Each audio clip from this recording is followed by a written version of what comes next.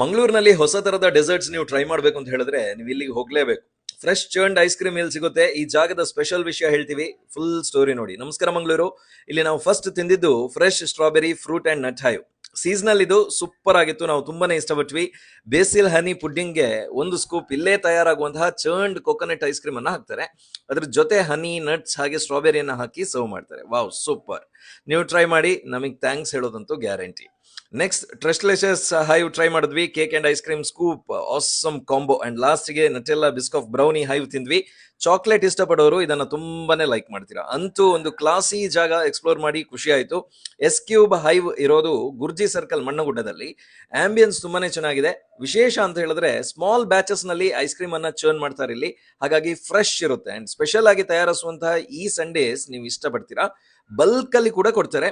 ಫಂಕ್ಷನ್ಸ್ಗೆ ಬೇಕು ಅಂತ ಹೇಳಿದ್ರೆ ಅದಕ್ಕೂ ಕೂಡ ನೀವು ಆರ್ಡರ್ ಮಾಡಬಹುದು. ಅಂತೂ ವಿ ಲೈಕ್ ದಿಸ್ ಪ್ಲೇಸ್. ನೀವು ಫ್ರೀ ಇದ್ದಾಗ ಈ ಪ್ಲೇಸ್ ನ ಎಕ್ಸ್ಪ್ಲೋರ್ ಮಾಡಿ. ಅಂಡ್ ಇಂಥ ಸೂಪರ್ ಫುಡ್ ವಿಡಿಯೋಸ್ ಬೇಕು ಅಂತ ಹೇಳಿದ್ರೆ ತಿಂಡಿನ ಈಗಲೇ ಫಾಲೋ ಮಾಡಿ.